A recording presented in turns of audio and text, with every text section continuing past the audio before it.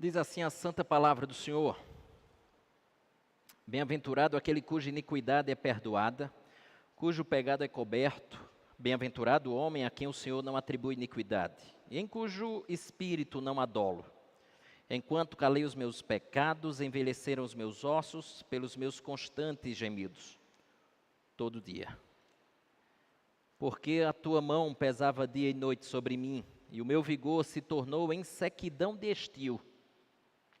Confessei-te o meu pecado, e a minha iniquidade não mais ocultei. Disse: confessarei ao Senhor as minhas transgressões, e tu perdoaste a iniquidade do meu pecado. Sendo assim, todo homem piedoso te fará súplicas em tempo de poder encontrar-te. Com efeito, quando transbordarem muitas águas, não atingirão. Tu és o meu esconderijo. Tu me preservas da tribulação e me cercas de alegres cantos de livramento. Instruir-te-ei e te ensinarei o caminho que deves seguir. E sob as minhas vistas, não sejais como o cavalo ou a mula, sem entendimento, os quais com freios e cabrestos são dominados. De outra sorte, não te obedecem. Muito sofrimento terá de curtir o ímpio, mas o que confia no Senhor, a misericórdia o assistirá. Alegrai-vos no Senhor e regozijai-vos, ó justos. Exultai, vós todos que sois retos de coração. Baixe sua cabeça, vamos orar ao Senhor. Damos-te graças, Senhor, por mais uma noite em que aqui podemos nos reunir em volta da Tua Palavra, com o intuito de sermos orientados por Ti, direcionados por Ti, admoestados por Ti, tudo absolutamente por Ti, é o intuito em que estamos aqui, seja para adorar-te, seja para que o Senhor receba tudo que aqui estamos fazendo, louvores, orações, ofertas nossas, bem como também agora chegou a hora de o Senhor falar conosco através da Tua Palavra, portanto também rogamos para que assim seja, para a glória e louvor do Teu nome. Tudo gira em torno do Senhor e nós desejamos muito que por meio de Jesus Cristo o Senhor esteja e continue a receber tudo o que aqui estamos fazendo. Para a glória e louvor do Teu nome, como já dissemos. Fala aos nossos corações, Senhor. Que a passagem ou que esse salmo precioso seja de grande valia para nós. Que possamos crescer, amadurecer, corrigir e fazer tudo aquilo que o Senhor deseja quando meditamos na Tua Palavra. Ao mesmo tempo, dá-nos a atenção devida para que haja compreensão do que está sendo dito. E que, por fim, possamos ter a certeza que Teu Espírito há de aplicar tudo aquilo que escutamos. Faz tudo isso para que o Teu nome seja honrado, glorificado, bem como nosso coração se encha de alegria. Por Cristo, o nosso Salvador, te oramos. Amém.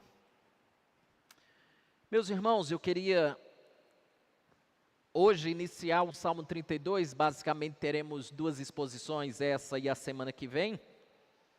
Salmo esse, porque que escolhemos o Salmo 32 depois do 51? Por uma razão simples. A razão é que o Salmo 32 deduz-se que ele foi escrito exatamente posterior à experiência que Davi teve do Salmo 51, depois de tudo que ele passou, depois de tudo que ele enfrentou, depois de ter escrito o Salmo 51, aí sim com a certeza do perdão, ciente disso, os estudiosos dizem que daí ele escreve o Salmo de número 32. Sendo assim, o Salmo 32 ele é uma consequência do que Davi enfrentou do Salmo de número 51, de todo aquele drama que ele passou. E por isso que eu intitulei o Salmo 32, verso 1 a 5, semana que vem 6 a 11, intitulei de a bênção do perdão. E Davi aqui vai nos dizer quais são essas bênçãos de ser perdoado por Deus, porque é impressionante como a gente percebe hoje em dia o desejo das pessoas muitas vezes de irem às igrejas, tão somente para que possam receber determinadas bênçãos. E a bênção do perdão, né? é a maior bênção que alguém pode receber. Mas cá para nós, não é todo mundo que está desejoso de ir para a igreja assim. Ó Senhor, desejo que o Senhor receba a confissão dos meus lábios, de que eu realmente fiz o que não devia, mas que o Senhor me perdoe. Você não costuma escutar esse tipo de coisa, né? Porque as pessoas vêm para a igreja para quê? Vem para a igreja porque está quebrado financeiramente, quem sabe Deus desempregou, ou está passando um problema familiar e outras coisas quaisquer. E isso não há problema de vir à igreja, porque isso mostra como Deus, de fato, é alguém que pode resolver quando as nossas mãos não conseguem alcançar, onde a nossa força não consegue ir. E que as pessoas venham, mas que na verdade possam escutar que a maior de todas as bênçãos não é um bônus na carteira profissional, um acréscimo financeiro, não é uma ascensão profissional, não é se dar bem amorosamente ou coisas do tipo. A grande bênção é ser perdoado. Essa é a grande bênção na vida de um homem. E se você deseja isso, eu acredito que você está no caminho e no lugar certo. Isto posto, eu gostaria de iniciar a minha palavra dessa noite, fazendo menção de um grande pensador americano, seu nome era Tim Keller, faleceu lamentavelmente no ano passado, 2023. Ele escreveu as palavras que você está vendo aí. Ele disse assim: Jesus não nos diz como viver de modo a merecer a salvação. A grande mensagem do Evangelho não é sobre merecer a salvação, porque aí a gente falaria em termos de desempenho. Se você caminhar bem assim, e de repente, isso é muito claro no entendimento popular. Às vezes a gente diz assim: você tem certeza que vai para o céu? Não sei, Deus é quem sabe. Eu espero que Deus me coloque num bom lugar, até porque eu fui uma boa pessoa, eu não matei, eu não roubei. Mas o ponto não é esse. A Bíblia diz que não há um justo que sequer, não há quem busque a Deus, não há nenhum sequer. Salmo de número 14 fala isso, Romanos capítulo 3 fala isso. Então a Escritura vai discorrendo muito sobre essas questões, muito pertinentes, de que não se fala na Bíblia como você deve viver para merecer salvação. Esqueça, não é por merecimento, não é por desempenho seu. Esse é o primeiro ponto que o Keller está tentando dizer aqui. Aí ele continua e diz assim: em vez disso, no lugar de você pensar em merecimento, pensa assim: sua vinda teve como propósito nos perdoar e nos salvar por meio de sua vida e morte em nosso lugar. Ele toma o lugar que é meu, ele morre em meu lugar, e aí ele perdoa, Deus perdoa os meus pecados, porque alguém pagou no meu lugar, alguém sofreu no meu lugar. Esse é o ponto. Não porque eu mereça, porque nunca merecerei, nem se eu vivesse daqui para frente, e você também, daqui por diante, se você tiver essa capacidade que não tem, de nunca mais cometer um mísero pecado sequer, um único pecado sequer, você ainda, por conta dos que já cometeu, você não tinha merecimento de entrar no céu. Então é isso. Aí avance. Ele diz assim: a graça de Deus não é dada aos que moralmente superem seus semelhantes. Tem pessoas que moralmente elas são melhores do que outras, né? E às vezes a gente mesmo se compara, né? Às vezes quando a gente está passando uma situação ruim e alguém que moralmente está passando uma situação muito melhor que a nossa, diz assim, não é possível. Fulano, você ali está colocando numa balança. Diz assim, eu até que mereço, mas fulano, cá para nós, não merece de jeito nenhum. E aí ele continua e diz assim: a graça de Deus não é dada aos que moralmente superem seus semelhantes, mas aos que admitem o próprio fracasso em fazê-lo e reconhecem a necessidade que têm de um Salvador. Aqui é o ponto. Deixa eu só repetir para ver se a gente consegue guardar isso. Ele diz assim, mas aos que admitem o próprio fracasso. Quando eu olho para mim, só me resta admitir o quê? O meu fracasso por conta dos pecados que eu cometo, por conta dos pecados que eu cometi. Eu sou um fracassado. se a minha ideia seja de conquistar os céus pelo meu desempenho, pelas minhas boas ações, pelas minhas boas obras, se for colocar na balança, o problema é que a gente pensa nessa perspectiva. Se colocar na balança obras boas e obras ruins, que era o entendimento egípcio. O entendimento egípcio era que tinha uma divindade, e essa divindade no fim da sua vida, quando você morria, dizia que ela arrancava seu coração, colocava num lado da balança, num prato da balança, colocava o seu coração, no outro colocava uma pena. Se o seu coração pesasse mais, é porque você tinha mais pecado do que boas ações. Se a pena pesasse mais, é porque você tinha mais boas ações do que más ações. Então você estaria salvo. Mas a questão é que não é assim que a salvação acontece. A salvação é mais ou menos assim: se na balança pudermos colocar o seu coração, simbolizando toda a sua vida, se você tiver só um pecado, já é suficiente para que você seja condenado. Essa é a perspectiva bíblica. Portanto, você só pode entrar no céu se você for o quê? Perfeito. Tem alguém aqui? Não tem ninguém. Você só entra no céu se for perfeito. Essa é a grande notícia. Se eu não sou perfeito, eu preciso admitir o meu fracasso na minha performance de conquista do céu. E quem assim faz e reconhece a necessidade de um Salvador, que a Bíblia me apresenta quem é esse Salvador, que sim morreu, e morreu de maneira perfeita, portanto ele sim tem direito de ter acesso ao céu. Eu compreendo essa necessidade de um Salvador, o Salvador é Jesus, então sim, eu agora posso, que é o que a Bíblia vai dizer, e a gente vai ver lá na frente, né, na nossa perspectiva, no nosso entendimento, de que quando eu deposito fé em Jesus, aí a sua justiça vem para mim. Então é como se eu fosse perfeito. Digamos que não é praga, nem você deu azar de vir para a igreja hoje e talvez aconteça alguma coisa, mas digamos que amanhã você foi chamado aos céus. Se você está em Cristo, ao bater na porta dos céus e dizerem assim: e aí, por que eu deixo você entrar?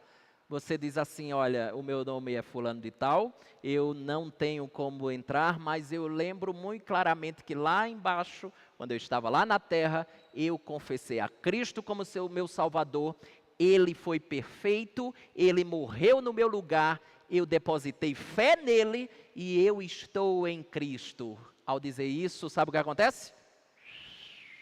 As portas se abrem. Porque no céu só há lugar para os perfeitos. Quem são os perfeitos? Os imperfeitos que colocaram a fé no perfeito. E estes assim entram. Essa é a grande mensagem do Evangelho. Então, nesse sentido, qual é a maior bênção que você pode ter nesse mundo? Aí fica lógico que não tem o menor sentido a gente depositar todas as esperanças em outras coisas, ou ter alegrias em tantas outras coisas, se não tivermos a bênção do perdão. Se você não tiver o perdão, você pode ser a pessoa mais rica desse mundo, você pode ser a pessoa mais poderosa desse mundo, você pode ser a pessoa mais bem-sucedida nesse mundo, mas a sua vida ficará bem distante do Salvador desse mundo. Diante disso, eu queria que você pudesse olhar junto comigo esses 3 pontos que Davi vai nos dizer aqui.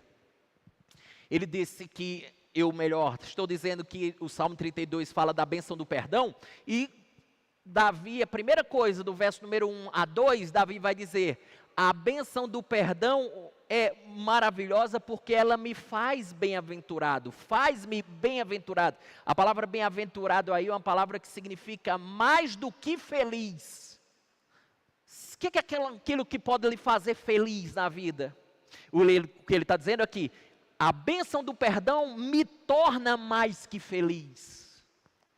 Desfrutar de algumas coisas traz felicidade, mas desfrutar do perdão de pecados me torna mais do que feliz. E aí venha junto comigo, verso de número 1 e 2, pois ele diz assim, verso número 1, ele diz assim, ó: bem-aventurado aquele cuja iniquidade é perdoada, cujo pecado é coberto. Bem-aventurado nos foi muito familiar quando no Sermão do Monte Jesus fala sobre essas bem-aventuranças, né? Lembra? O Sermão do Monte, Mateus capítulo 5 até 7, fala sobre o bem-aventurado.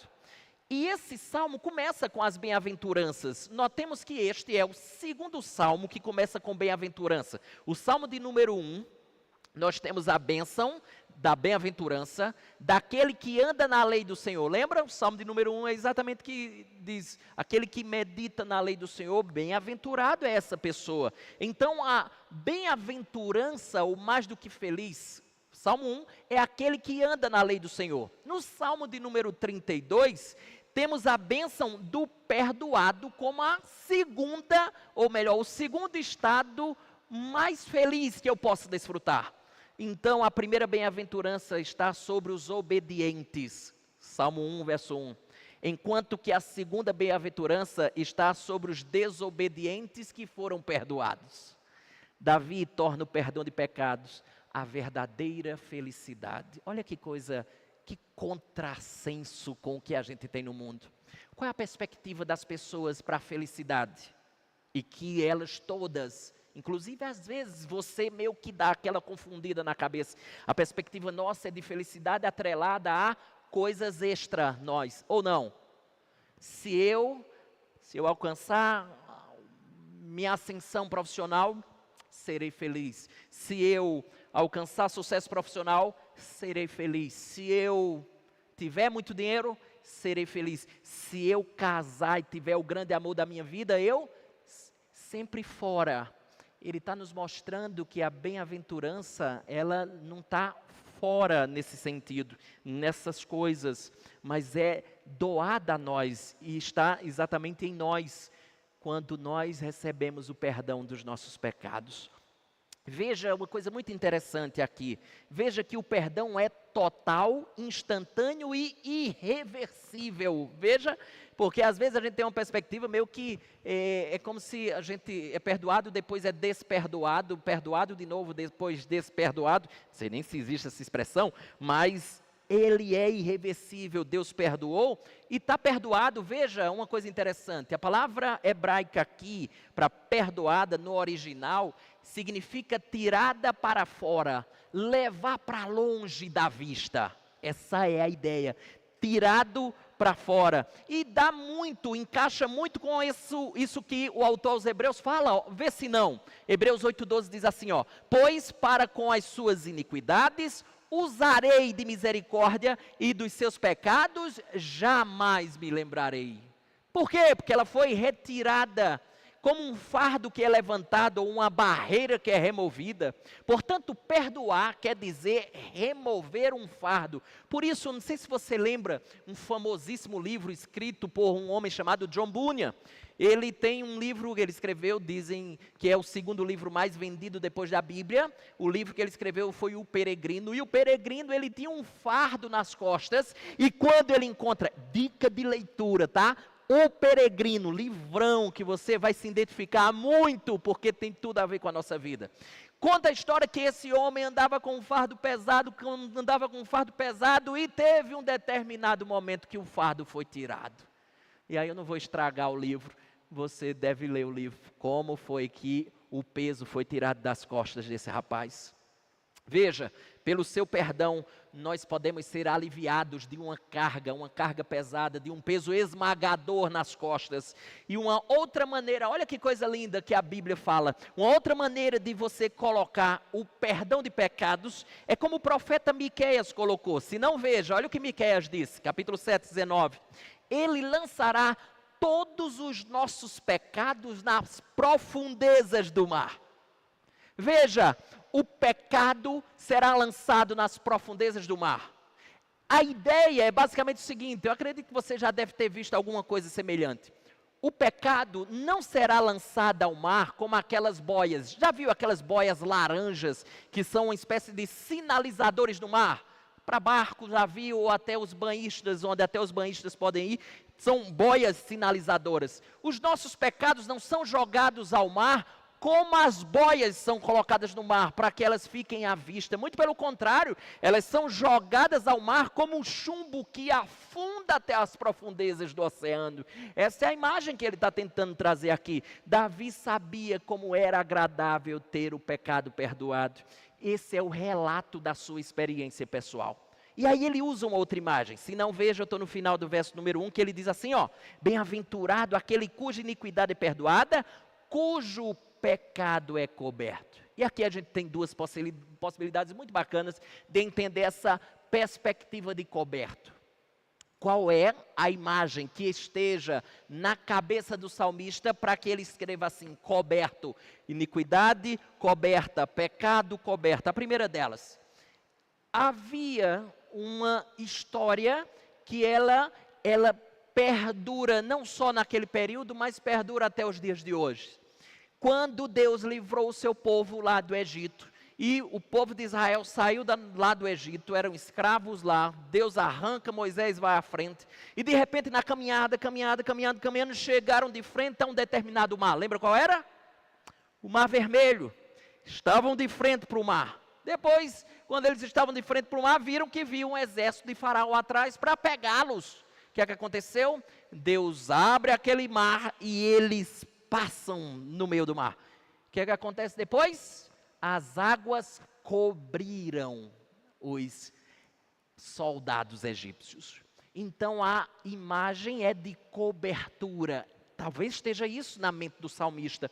O salmista está dizendo que os meus pecados, assim como os soldados egípcios foram cobertos pelo Mar Vermelho e depois ninguém nem os viu mais, assim, Hugão, foram os meus pecados. Eles foram cobertos, não os vi mais.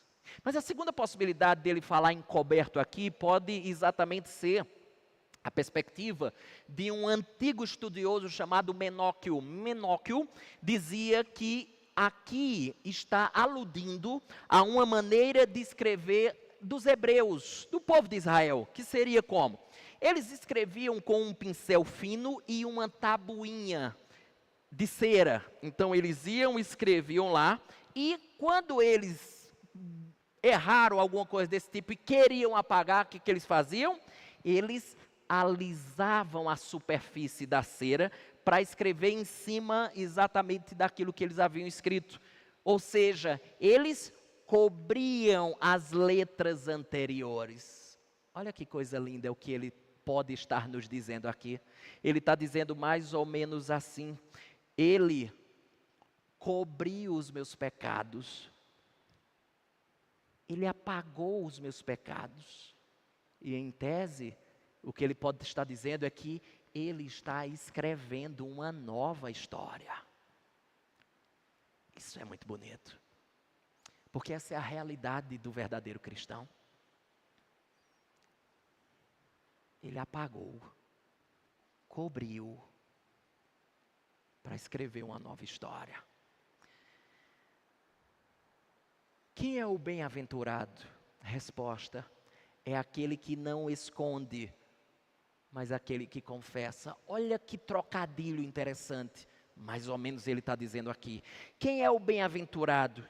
É aquele que não encobre os seus pecados. Eu não encubro os meus pecados, mas ao confessá-los, Deus encobre esses pecados. Olha que coisa interessante. Não cabe a mim encobri-los, cabe a Deus encobri-los, apagá-los, perdoá-los. Verso número 2, ele diz assim: veja, bem-aventurado o homem a quem o Senhor não atribui iniquidade e em cujo espírito não há dolo. Atribuir aqui tem um sentido exato de imputar, e nesse caso é usado como um termo de contabilidade. Não sei se tem algum contador aqui, mas a ideia é desse meio aí mesmo, de contabilidade, que significa colocar na conta, acrescentar ao registro. Então ele está dizendo assim: Deus não coloca em nossa culpa, em minha culpa, ou em nossa conta, a iniquidade, o pecado, a culpa. Deus, quando perdoa, Ele não imputa, Ele não coloca na minha conta. Deus, pelo contrário, Ele cancela a dívida e remove ela dos registros que lá tinha. Essas dívidas, em certo sentido, Ele está dizendo assim, ó, não contam mais. Davi está dizendo que quando nos arrependemos e confessamos os nossos pecados, que foi o que Davi fez, Deus remove dos nossos registros cada pecado que nós cometemos. Não fica mais nenhuma mancha, nenhum pecado. Ele não vai mais cobrar essa dívida, pois não há mais o que cobrar. Já foi apagado, como ele diz. Às vezes a gente confunde com uma coisa chamada consequências. As consequências de um pecado nós iremos colher. Agora a culpa daquele pecado, o registro daquele pecado, Deus o apaga. E é exatamente isso que Paulo, escrevendo aos Colossenses, disse. Não veja, olha o que ele diz em Colossenses 2. Ele diz assim, ó, e a vós outros que estáveis mortos pelas vossas transgressões, que é o mesmo termo para iniquidade, e pela incircuncisão da vossa carne, vos deu vida juntamente com ele diz, perdoando alguns, metade, 90%, não, todos os nossos delitos, verso 14, tendo cancelado o escrito de dívida. Veja que é nesses termos mesmo de imputar na conta, de ser algo lá registrado, que está na nossa conta. Não, quando Cristo veio, Ele apaga, Ele cancela o escrito de dívida. Basicamente o que Ele faz é rasgar a nossa dívida, porque é como se Ele dissesse, agora sim, está quitada, não precisa mais disso, não vai ser mais cobrado esses pecados, essa dívida. E Ele diz que era contra nós e que constava de ordenanças, o qual nos era prejudicial. Como foi feito isso? Cristo removeu inteiramente as suas dívidas, as dívidas daqueles que depositaram fé nele. Ele removeu inteiramente, encravando elas lá na cruz. A obra da cruz foi exatamente a obra de acabar com a dívida que era nossa, de modo que, quando nós depositamos fé em Jesus como nosso Salvador, todos os nossos pecados vão para a cruz. Lá essa dívida é rasgada por Deus e nós somos tidos como justos. Isso é a doutrina da justificação. Nós somos vistos por Deus como justos, justificados, perdoados. Pessoas às quais Deus não há de cobrar mais uma dívida que sequer delas. Se porventura você sofre por conta de seus pecados ainda hoje, você não os confunda como consequências de pecados que você cometeu. Que não tem nada a ver com um pecado na sua conta e que será cobrado depois. Você só colhe as consequências do pecado que você cometeu, e foi isso que Davi acabou padecendo. Lembre, Jesus pagou por esses pecados lá na cruz. Seu sangue nos limpa todo o registro, bem como limpa todo o coração do transgressor. Mas ainda, veja, finalzinho do verso 2, ele diz assim, ó, e em cujo espírito não há dolo. Dolo é a palavra engano. Então podemos ter dois entendimentos aqui. Primeiro deles, me escute, aqui pode ser, já que é engano, a palavra dolo poderia ser então insinceridade. A palavra dolo poderia ser então falsidade e hipocrisia aqui.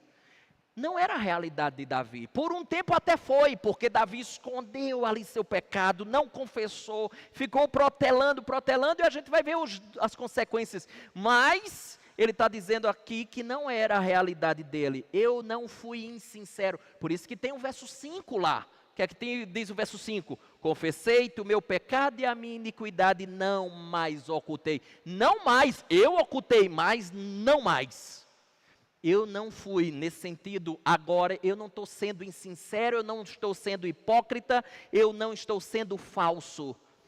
E aqui tem uma lição preciosa, guarde isso no coração. O mentiroso não é uma alma perdoada. O mentiroso não é uma alma perdoada. Porque a alma perdoada, ela é verdadeira. Ela não pode ser falsa. Isso vai remoê-lo a ponto de ele dizer, eu tenho que confessar. Foi o que aconteceu aqui com Davi. Mas a segunda possibilidade do que ele está dizendo aqui, e não há dolo, é que não há engano quanto ao perdão. Pode ser. a verdade se estabeleceu no mais profundo do seu coração. Davi agora encontrou o perdão dos céus, e isso me lembra muito essa passagem aqui de Paulo, lembra? A gente até tratou dela ano passado, eu acho. Ele diz assim, ó, o próprio Espírito testifica com o nosso Espírito que somos filhos de Deus. É uma persuasão do Espírito de Deus que me deixa a convicção de que eu sou filho dele. Há indícios disso como a maneira como eu tenho vivido, transforma. Primeiro, depositando fé em Jesus, essa vida começa a dar frutos. Eu, mesmo em momentos de crise, ali há uma persuasão do Espírito de Deus que eu sou filho dele. E como é isso? Aí é, de fato, bem subjetivo essa questão aqui. É como se o Espírito Santo de Deus, como não, é porque ele está dizendo aqui, comunicasse com o meu espírito e fortalecesse essa verdade, mesmo quando eu entro em crise algumas vezes. O Espírito de Deus me testifica. Tem aqueles momentos que a gente está naquela crise, naquela situação bem delicada, e você se pega assim, mas eu sou filho de Deus. Já viveu momentos assim? Senhor, eu sei que eu sou teu. Eu estou assim, eu estou quebrado, eu estou dessa forma, eu estou até fazendo coisas que eu não deveria fazer, pensando coisas que eu não deveria pensar, mas eu sei que eu sou teu. Como é que você sabe? Já que fugiram muitas coisas, já que muitas coisas, sua cabeça está embaralhada, como é que você sabe?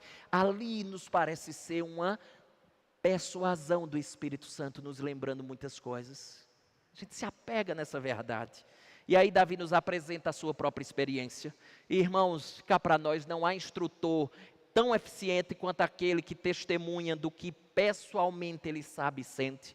Escreve bem, alguém já disse, escreve bem aquele que como uma aranha, né, tece a matéria das próprias entranhas, né? Alguém escreve bem assim, quando tira de si aquilo que ele experimentou, que ele viveu. E aí eu lhe chamo para o segundo ponto. A bênção do perdão, primeiro já vimos que me torna mais do que feliz. Mas em segundo lugar, verso número 3 a 4, ele diz que me lembra, a bênção do perdão me lembra das lições ou do preço do pecado cometido. Se não, veja, eu estou no verso 3, ele diz, enquanto calei os meus pecados, envelheceram os meus ossos pelos meus constantes gemidos todo dia. Eu não sei se foi por negligência, eu não sei se foi por medo, eu não sei se foi por desespero. O fato é que Davi está dizendo, eu não confessei. Chegou um momento que eu não confessei, ele também não revela por qual motivo. Agora, o que fica aqui na nossa cabeça é essa expressão, não sei se para você, mas para mim, Laurinha, eu fiquei dizendo, o que ele está querendo dizer com isso? Ele diz assim, envelheceram os meus ossos. O que é que ele quer dizer com essa experiência de envelhecer os meus ossos? Ele ficou mais velho rapidamente? 3 possibilidades aqui. Pode se referir a uma doença que ocasiona dores físicas, fraqueza. Pode se referir, por exemplo, a perda de vigor. Aquela situação que a gente não tem vigor para nada, tem ânimo para nada, por conta de algo específico, é como se sugasse todas as suas energias. Pode ser também a consciência pesada, porque você lembra que o caso aqui de Davi simplesmente cometeu 2 pecados gravíssimos, um de adultério, um de assassinato. Então podia ser a consciência ali pesada, podia ser aqui a questão de Davi. E nesse sentido, o que é interessante é que a gente tem uma lição para tirar. Eu acho que aqueles que são da área vão concordar comigo nesse sentido. A primeira lição, se Davi está dizendo isso aqui para a gente, é: não guarde para si os seus problemas. Eu sei que às vezes é difícil a gente compartilhar. Selecione qual que seja as pessoas de sua confiança, as pessoas que vão poder lhe ajudar, mas não guarde para si os seus problemas. No caso aqui de Davi, era os 2 pecados que ele cometeu. E por que eu estou dizendo isso? Porque os problemas da mente e da consciência devem ser levados tão a sério quanto uma diabetes, quanto uma dengue, quanto um sarampo, quanto uma pneumonia. Sabe por quê? Porque os problemas da mente também matam. Quantos casos, na nossa cidade mesmo, já tivemos esse mês, quantos casos já houve esse ano de pessoas que tiraram a própria vida por causa de problemas na mente, angústias terríveis. Quando você sabe que está com uma pneumonia, que você sabe quando está com a dengue, o que é que você faz? Você corre para ir para o hospital, você corre para ir lá no especialista, por quê? Porque eles ajudarão você a tratar. E se você está com problema na cabeça, na mente, por que você não corre atrás de alguém também que pode lhe ajudar? A gente não trata da mente como deveria tratar. E Davi está dizendo aqui, claramente, enquanto calei meus pecados, envelheceram os meus ossos pelos constantes gemidos. Esse homem estava gemendo. Há alguns estudiosos que dizem que esse gemido aqui se assemelhava a uivos de animais, uivos de leão, uivos de lobo. Alguns chegam a dizer isso até. Davi uivava, tamanha dor de consciência que ele estava, tamanha angústia que ele estava enfrentando. Portanto, a dor na mente nos corrói por dentro, numa angústia que é insuportável, e por essa razão, por ser insuportável, as pessoas acabam dando fim à sua própria vida. Nesse sentido, deixa eu dizer de novo, peça ajuda, compartilhe, encontre alguém para carregar esse fardo junto com você.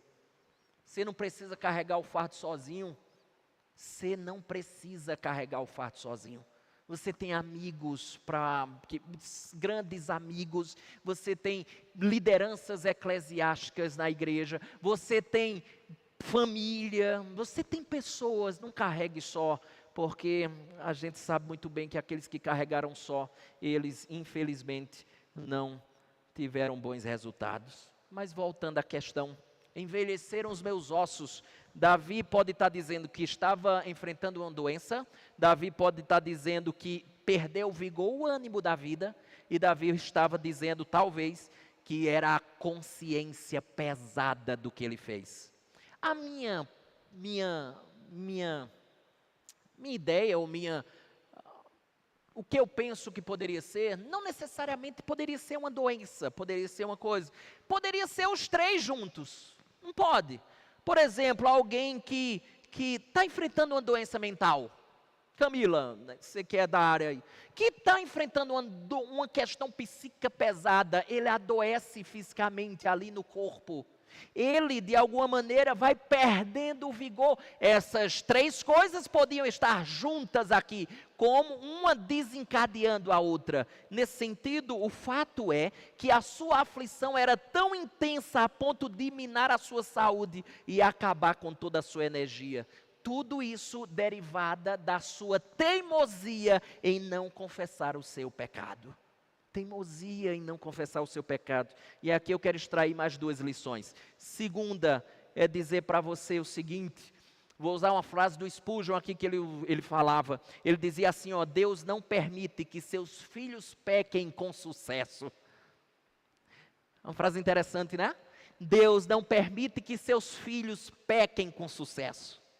Com sucesso assim, pecar e ficar tranquilão, mergulhado no pecado e viver nesse pecado. Deus não permite que eles tenham esse tipo de sucesso. Porque Deus diz que Ele disciplina todo filho que Ele ama.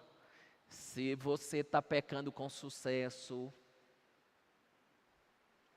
é para a gente ficar preocupado. Que Deus não tem esse intento para a minha vida. Deus não brinca com os pecados do seu povo. Terceira lição que eu queria que você extraísse junto comigo é que você não deve desperdiçar a sua força, habilidades e influência. Por que eu estou dizendo isso? Porque a gente tem um exemplo muito claro na Escritura quanto a isso. Sansão gastou toda a sua força com Dalila e a gente já sabe no que deu. Sansão, um monstro, um leão da força, um grande instrumento, se perdeu com a mulher errada que ele simplesmente decidiu se envolver. O homem deu toda a sua força, deu todo o seu vigor para aquilo que Deus disse que não deveria ele fazer. Outro, Davi. Davi usou toda a sua influência e poder para se relacionar com uma mulher casada. cuidado. Não use o que você tem de bom para fazer algo ruim. Seja nesse âmbito de Davi ou em qualquer outro.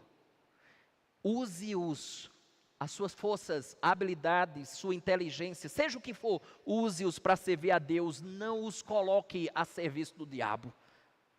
Terceira coisa, ou melhor, versículo 3, na parte final, eu queria que você pudesse olhar para isso aqui.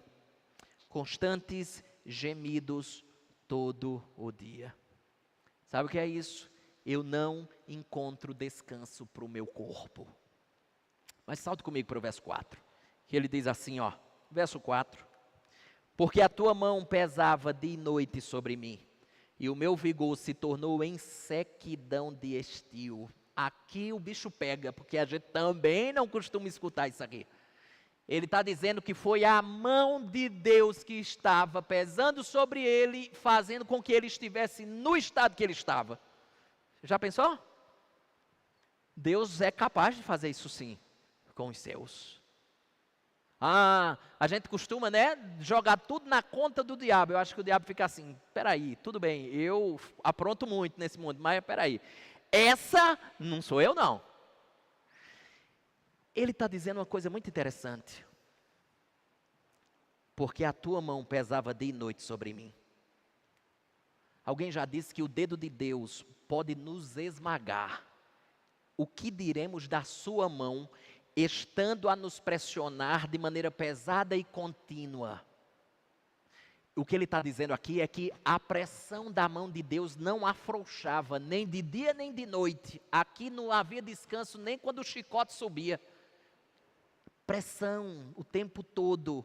E alguém já disse que melhor é aguentar um mundo nos ombros do que pesar a mão de Deus no coração do homem, como aconteceu com Davi. Coloque o mundo nas minhas costas, mas ai de mim se o dedo de Deus estiver sobre as minhas costas. Irmãos, como poderia ser isso? Já falei, pode ser a mente acusando, consciência culpada. E você sabe que a culpa tortura a consciência, a culpa é o terror da consciência, porque os pensamentos horríveis de uma consciência culpada perseguem você na rua, perseguem você no trabalho, você vai para a escola, está lá também, você vai para a faculdade, está lá aquele pensamento, aquela culpa, os horríveis pensamentos lhe persegue, quando você vai dormir no seu quarto, o miserável está lá também acompanhando você, você vai dormir, pensa que vai se ver livre, de repente você está sonhando aquelas mesmas coisas, ou então você está acordada sem conseguir dormir, suando frio com medo, porque nem dormir você consegue.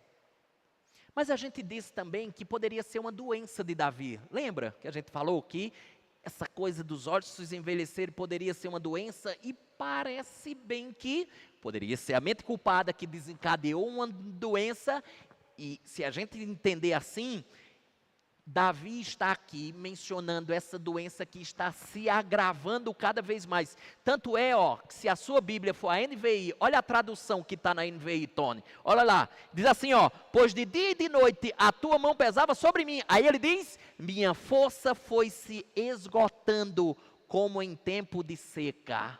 Aí fica interessante, veja. Na região de Israel, o estio, que significa verão, se a sua tradução for igual à minha, verão, se estende em meados de agosto a meados de novembro. Dizem que a intensidade do calor é grande e quase que intolerável nesse período.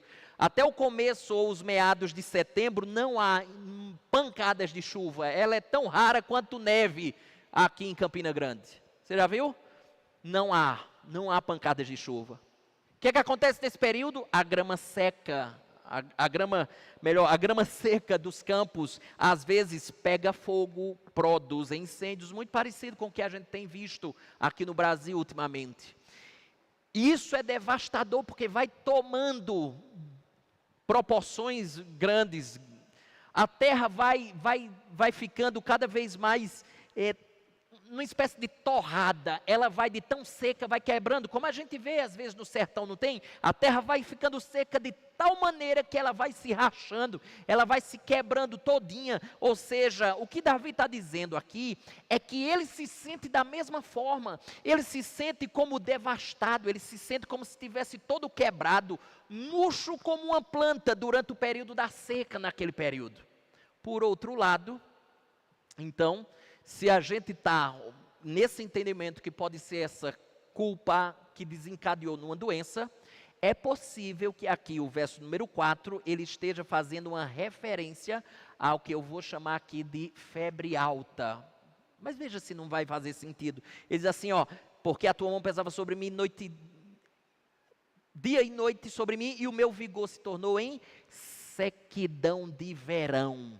Ou, como ele diz ali, né? Esgotando como em tempo de seca. Mas quando ele fala aqui de verão, ele pode estar falando exatamente de febre alta aqui. E se for, presta atenção nisso. Uma febre nos assusta, não é verdade? Porque a gente sabe que o nosso corpo está sob ataque, e talvez ataque severo.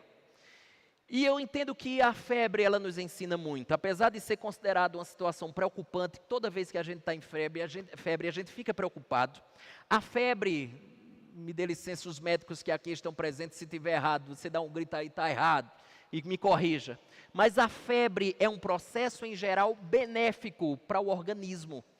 Porque, segundo os estudiosos, a maioria das bactérias e vírus sobrevivem bem até 37 graus.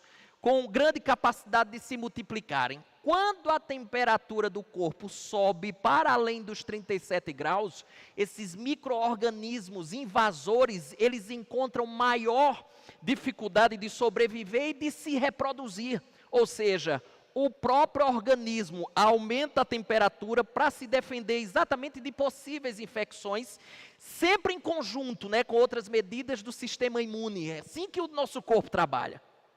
Se a gente tiver certo, eu acho que a gente encontra uma das belas lições que esse texto pode nos ensinar. E ela nos diz mais ou menos assim, penso eu, que a lição de número 4 é que as febres enviadas por Deus atacam os homens com o propósito de curá-los, não de destruí-los. Nesse sentido, Deus está enviando a febre aqui para nosso amigo Davi, com o intuito de curá-lo, não de destruir Davi. Às vezes, Deus pode também mandar algumas febres para a gente, mas o intuito não é de nos destruir, mas é de matar alguns micro-organismos invasores, chamados na Bíblia de pecado. É para que eu e você possa entender que pecado não vale a pena, mas a dor que Davi está aqui sentindo valerá a pena. Toda dor vale a pena quando ela nos leva de volta para Deus. Terceira e última coisa que o verso do número 5 nos diz. A bênção do perdão, primeiro, ela me faz mais que feliz. Em segundo lugar, ela me lembra as lições, o preço do pecado. Ele disse lá, né, que ele teve envelhecer os ossos, uma doença, culpa, enfim, poderia ser uma dessas coisas. Mas em último lugar, a bênção do perdão me livra da culpa. Se não, veja, verso número 5, e a gente caminha para encerrar. Confessei-te o meu pecado, e a minha iniquidade não mais ocultei. Disse, confessarei ao Senhor as minhas transgressões, e tu perdoaste a iniquidade do meu pecado. Eu penso que isso aqui nos ensina muitas coisas. A primeira delas é que aqui está a maneira de se obter a felicidade. Que ele falou no verso número 1. Qual é a maneira de você obter a felicidade? Está aqui. Ele está dizendo, este é o modo de você se reconciliar com Deus. O modo de você alcançar a verdadeira felicidade é confessar o seu pecado. Segunda coisa que esse verso 5 nos ensina é que para os homens, isso é interessante, para os homens, a confissão abre o caminho para condenação, mas para Deus, quando um pecador se arrepende dos seus pecados Isso atenua a ira do juiz. É muito interessante, né? Se no nosso meio alguém confessa a culpa, ele simplesmente vai para o caminho da condenação. Se um pecador confessa a culpa, ele vai para o caminho da salvação. Esse é o Evangelho de Jesus. Portanto, no meio ou na nossa relação com Deus, não pode haver espaço para encobrir pecado. Porque é só no nosso meio que pecado não confessado ou confessado nos conduz à condenação. Mas no envolvimento com Deus, pecado confessado nos conduz à salvação. Foi Agostinho que disse assim, ó: ser sincero na confissão e Deus será fiel no perdão. Seja sincero na confissão e Deus será fiel no perdão. Terceira coisa que essa passagem nos ensina é que a confissão e o perdão são simultâneos, percebeu? Veja, o rei Davi não precisou fazer penitência. Diz assim, quando ele confessou, ele disse assim, olha, confessei, mas Deus disse assim, ó, você vai ter que andar 30 quilômetros até a cidade tal, você vai precisar subir 40 lances de escadas de joelho, você vai precisar se cortar até que você possa pagar. Não. O rei disse, confessei o meu pecado, a minha iniquidade, não mais ocultei, e tu perdoaste a minha iniquidade. Por quê? Porque você não precisa fazer estas coisas, porque o que precisava ser feito já se foi feito. Você apenas precisa confessar, reconhecer o erro e confiar na misericórdia que vem do alto. Nada mais. Tão somente isso. Quarta coisa que esse texto, verso 5, nos mostra, é que Davi eliminou qualquer justificativa do seu pecado. Veja, se você perceber, o verso 5 é muito importante nisso. Veja, verso 5, ele diz assim, confessei-te o meu pecado e a minha iniquidade. Já no final, ele diz, confessarei ao Senhor as minhas transgressões e tu perdoaste a iniquidade do meu pecado. Percebeu? Ele não transferiu o erro, ele não terceirizou a culpa, ele não acusou ninguém, ele não disse assim, olha Senhor, mas a tal da Batseba, viu, sem vergonhinha, viu? O Senhor precisava ver. De propósito ela abriu a porta para eu ver. Ele não fala. Meu, minha, minhas, meu. Quando você estiver diante de um pecado seu, não terceirize o pecado. Isso não vai lhe ajudar a enfrentar esse próprio pecado. A gente é mestre nisso, ou não? Eu estou falando com gente que não faz isso. Quando dá alguma coisa errada, foi você? Não, foi porque. Foi, mas também porque sempre tem um porquê, sempre tem um bode expiatório, sempre tem, desde Adão foi a mulher que tu me destes, foi a serpente que me enganou, nunca é você. Davi está ensinando que não ganha nada aquele que não reconhece os seus próprios erros. A decisão foi minha, portanto a responsabilidade é toda minha. Senhor, é a minha iniquidade.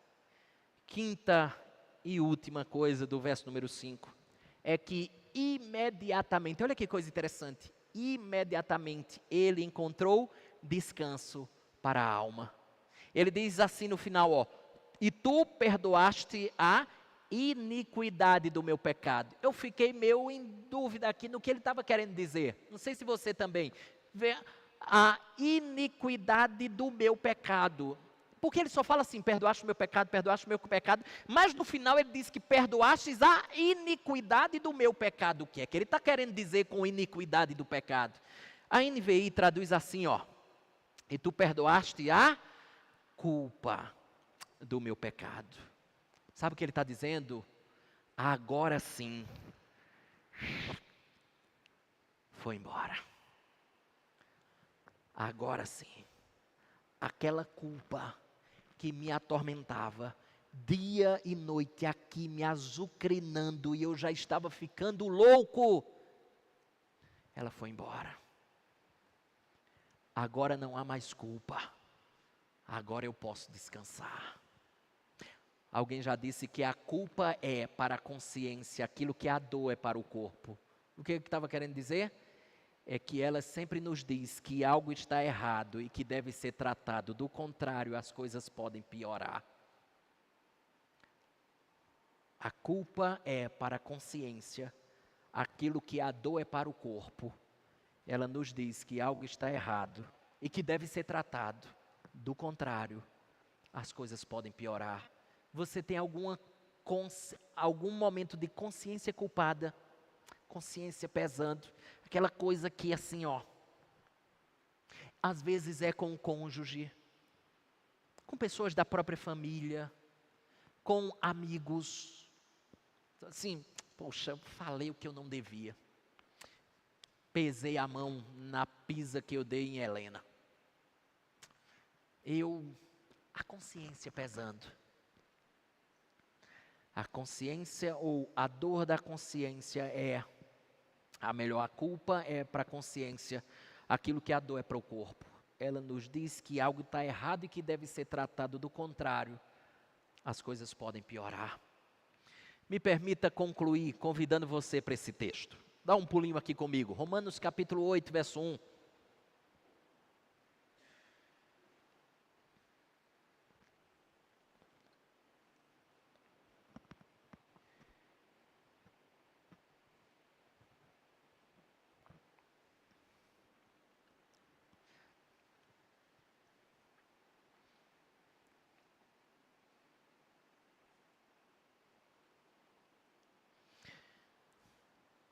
Por que Romanos capítulo 8, verso 1? Porque eu queria que você pensasse bem em algo que o Novo Testamento nos diz, no que tange a essas bênçãos que Davi estava dizendo. Essa coisa chamada bem-aventurança, essa coisa da culpa sendo lançada fora, essa coisa da minha conta com dívida. O Novo Testamento trata de como você, podemos desfrutar das bênçãos que o Salmo de número 32 nos diz. Como essas bênçãos aqui vêm para a nossa vida. Veja, Romanos capítulo 8, verso número 1. Diz assim, agora pois, vai comigo aí, vamos lá? Dá para a gente ler junto, não dá? Vamos ler todo mundo junto? Para que isso fique muito forte no nosso coração e mente. Vamos lá? Todo mundo junto. Agora, pois, já nenhuma condenação há. Ok. Agora, pois, nenhuma condenação há. Ele está dizendo assim, todas as bênçãos do Salmo 32, elas são assim, é como se fosse mais ou menos assim, há uma torneira das bênçãos. E essa torneira, ela é aberta, ou esse chuveiro é aberto, essa cachoeira é aberta. As comportas dessas torrentes são abertas a partir do momento que você está em Cristo Jesus. Como eu faço para estar em Cristo Jesus? Depositando a minha fé em Cristo Jesus, de que Ele morre no meu lugar, de que os meus pecados é Ele que paga. Quando eu jogo fé nele, Ele joga justiça sobre mim. Nesse sentido, Ele abre as comportas das bênçãos do Salmo 32 sobre aqueles que depositaram fé em Jesus. E aí eu queria lhe lembrar das bênçãos do Salmo 32. Nós vimos no verso de número 1, que os nossos pecados são lançados no mar do esquecimento. Essa era a ideia do verso 1, lembra? Que não era como boia de sinalização, mas como chumbo que vai até o profundo do mar. Meus irmãos, ele nos falou, o verso número 1, que ele cobriu os nossos pecados. Lembra que cobrir poderia ser semelhante ao mar vermelho que cobriu os soldados do exército de Faraó, e ninguém mais viu. Ou semelhante àquela tabuinha que era da escrita daquele período de cera, que quando eles erravam alguma coisa, eles passavam assim a mão e cobriam aquilo que foi escrito e depois começava a escrever, como se ele estivesse escrevendo uma nova história. Eu, depois que estou em Cristo, aprendi muito com as lições que o pecado me trouxe, depois que eu os cometi, depois que conheci a Cristo e depositei fé em Cristo, eu aprendi as lições, verso número 3. Eu vi que as febres que virão serão para o nosso bem, não para a minha destruição, verso número 4. E por fim, a culpa em Cristo, ela vai totalmente embora. Me permita concluir com a história, que diz assim, eu acho que já contei inclusive aqui na igreja, mas faz de conta que eu não contei. Conta, Bia, que uma senhora, ela chega desesperada para o pastor, em tremenda angústia. E ela chega de maneira muito estranha, porque ela chega com um punhado de areia molhada nas mãos, um bolinho assim de areia molhada nas mãos. Desesperada, angustiada, ela chega para o pastor e diz, o senhor está vendo o que é isso aqui? Ele disse, estou. O senhor sabe o que isso aqui significa? Eu não sei o que é que significa, eu sei que é areia, mas não sei qual o significado que a senhora está dando. Ela disse, isso aqui sou eu. E começou a chorar, chorar, chorar. Até que recobrou as emoções e voltou. Isso aqui sou eu, e a grande multidão dos meus pecados. Os meus pecados são tantos, tantos e tão horrendos, tão feios, que não é possível contar. São muitos, semelhante a essa areia que está nas minhas mãos. O pastor, sensibilizado com aquela situação, ele disse assim, onde você conseguiu essa areia? Ela disse, lá embaixo na praia. Ele disse, então volte lá. Mas eu vou fazer uma coisa com você. Foi lá dentro e trouxe uma pá. Entregou em suas mãos e disse o seguinte, junte e faça uma montanha de areia. A montanha de areia mais alta que você puder, lá na beirinha do mar. Depois que você fizer a montanha maior que você pôde fazer, você vem, se afasta e fica tão somente observando o que é que vai acontecer quando a onda vir. Ela foi embora. Foi para a beirinha ali onde as crianças ficam, brincando. Afastou ainda onde a água não pegava e começou. E foi, até que os seus braços cansaram e a montanha já estava quase que maior que ela. E ela disse assim, agora é pronto. Eu acho que é desse jeito que o pastor quer. E saiu, pegou a pá, se afastou e ficou de longe vendo a maré subir. E a maré subiu e começou a pegar ali já na beirinha da montanha. E assim foi, assim foi, assim foi. Depois ela volta e se encontra com o pastor. E disse assim, pastor, eu fiz o que o senhor mandou. E deixa eu lhe dizer o que aconteceu. O senhor não vai acreditar. A onda passou por sobre todo o monte de areia que eu fiz. E levou toda a areia junto. O pastor olhou assim para ela e disse, é isso. É isso que você precisava entender. Quando arrependidos, confessamos os nossos pecados, não importando a gravidade nem tampouco a quantidade. É exatamente isso que Jesus faz. Ele leva consigo os nossos pecados de modo que não fica um sequer. A montanha de pecados é removida e Ele nos banha com as águas da sua justiça. Volte para casa. Perdoados foram os seus pecados.